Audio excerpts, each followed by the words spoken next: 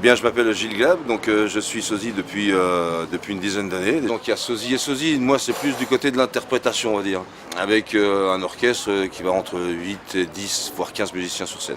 C'est pas une idée, on va dire, c'est même pas un choix, c'était quelque chose que je chantais depuis l'âge de 8 ans, 10 ans. Et je me suis tout de suite rendu compte que ce chanteur avait quelque chose de grandissime, on va dire. Il y avait quelque chose, d'une éloquence, j'étais un petit peu choqué, quoi. Donc, et puis inconsciemment, je me suis dit, c'est ça que je veux faire plus tard.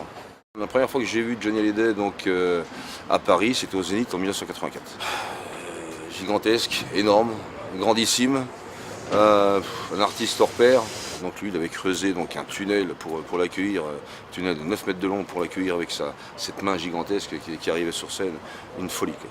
Une folie, à l'époque j'avais 17 ans, donc vous imaginez un petit peu l'effet que ça a fait, quoi. C'est un truc de fou. D'autres concerts, bien sûr, on a fait Bercy, je vous dis, on a fait tous les Bercy, on a fait Bercy 87, Bercy 90, Bercy 92, Bercy 95, et ensuite après on a enchaîné avec tous les stades de France, et puis autrement sinon on l'a suivi un petit peu partout, quoi. Avec le décès, avec le départ de Johnny, il y a vraiment une page qui s'est tournée, quoi. Au niveau artistique, c'est vraiment quelque chose qui s'est tourné, je pense, définitivement.